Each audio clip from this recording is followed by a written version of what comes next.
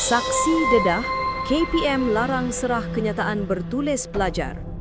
Inkues Zara Khairina, ringkasan hari ke-49, saksi ke-53. Dalam dunia pendidikan, tempat yang sepatutnya menjadi benteng keselamatan, muncul satu pendedahan mengejutkan di Mahkamah Corona. Kenapa kenyataan bertulis pelajar tidak diserahkan kepada polis? Dan siapa yang mengarahkan guru-guru supaya berdiam diri? Malam ini, kami bongkarkan segala pengakuan yang mungkin mengubah hala siasat kematian tragik Zara Khairina Mahathir. Inilah Inkues Zara Khairina, Angkara KPM. Segmen 1. Latar kes dan kenapa inkues ini penting. Kes Zara Khairina, pelajar yang meninggal secara mengejut, mencetuskan persoalan besar di seluruh negara. Inkues ini ditubuhkan untuk menentukan punca sebenar kematiannya, sama ada kemalangan, kecuaian atau ada unsur lain. Setakat hari inkues ini, lebih 50 saksi tampil, termasuk guru, rakan sekolah, warden dan pegawai pendidikan. Tetapi hari ini, satu pendedahan menggegarkan prosiding.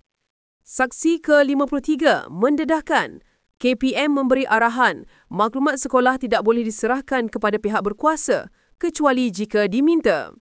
Ini mengubah keseluruhan perspektif kes. Segmen 2. Pendedahan mengejut, arahan KPM.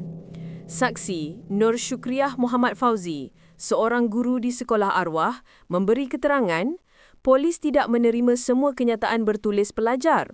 Ini kerana KPM telah mengarahkan pihak sekolah tidak memberi sebarang maklumat kecuali jika diminta polis.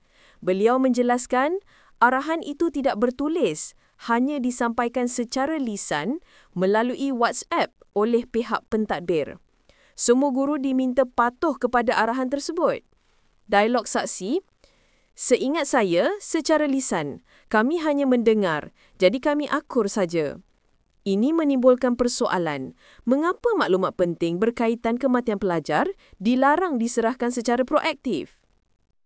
Segmen 3. 4 laporan bertulis hilang dari polis.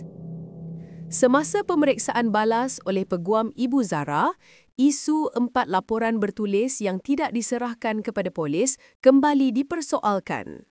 Guru mengesahkan ada laporan yang sepatutnya dihantar kepada PPD, JPN atau KPM, tetapi pengetua tidak memajukan apa-apa.